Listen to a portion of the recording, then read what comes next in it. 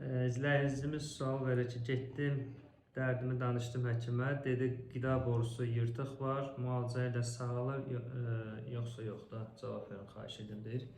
Qida borusunun yırtığı birinci diaqnozu dəqiqləşdirmək lazımdır. Həqiqətən də qida borusunun yırtığıdır, yoxsa kardial sfinkterin çatışmamazlığıdır. Onu dəqiqləşdirmək üçün müayinə metodları var. Qastoskopiya müayinəsi, yəni zondla baxıb mədədəki klapanın vəziyyətini dəqiqləşdirmək.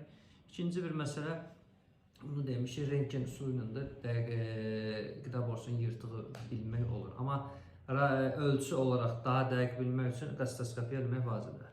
Hə, eləmişsizsə və sizə deyiblər ki, dəqiqdirsə, yırtıq varsa, yırtığın müalicə üsulu ilə dərman üsulu ilə müalicəsi tam müalicəsi yoxdur.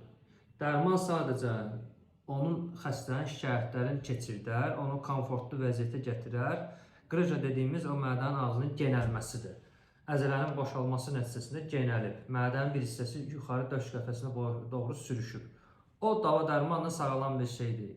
Əgər xəstənin şikayətləri davamlıdırsa, müalicədən effekt ala bilmirsə, o zaman onun əməliyyat yolu ilə müalicəsi mümkündür. Əməliyyata gedə bilər.